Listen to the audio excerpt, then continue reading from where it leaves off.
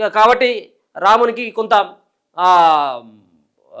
కొంత గ్యాప్ ఇచ్చి మనమే ఇక రంగంలో దిగుదాం అన్నటువంటి ఆలోచనతో కేసీఆర్ ప్రయత్నం చేస్తున్నట్టుగా తెలుస్తూ ఉంది. ఇక అయిపోయింది, ఎందుకంటే గ్రామ పంచాయతీ ఎన్నికల స్థానిక సంస్థలలో ఆల్రెడీ బీఆర్ఎస్ పార్టీకి పెద్ద గొప్పగా ఏమీ లేదు. ఇక ఇప్పుడే వస్తున్నాడంటే ఇక కేటీఆర్ వల్ల కాదు అనేది కేసీఆర్ డిసైడ్ అయిపోయింది. ఇక ఇంకా కనుక కేటీఆర్నే ముందు నడిపించినట్టు అయితే పార్టీ కొలాప్స్ అయిపోతుందని చెప్పేసి ఫిక్స్ అయిపోయాడు కేసీఆర్. అందుకని చెప్పేసి ఇప్పుడు కేసీఆర్ ఆయన బయటకు వచ్చేదే కారణం. అందుకు ఇక పార్టీని నడిపించేటువంటి సత్తా కేటీఆర్లో లేదు. మరి కేటీఆర్ను తప్పించి మళ్ళీ ఏమన్నా హరీష్ రావుకి ఇద్దామా బాధ్యతను? ఇప్పుడు కేటీఆర్ ఊరుకుంటున్నట్టు లేడు. ఇప్పటికే కుటుంబం నుంచి ఆల్రెడీ బిడ్డ దూరం అయిపోయింది, పార్టీ నుంచి దూరం అయిపోయింది.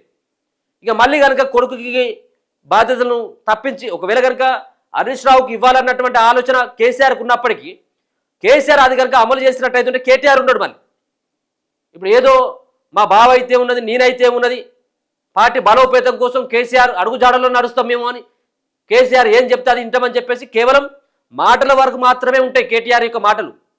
కానీ ఒకవేళ కనుక తీసుకుపోయి హరీష్ చేతిలో పెట్టినట్టయితే పార్టీని కొనుక్కుంటాడా?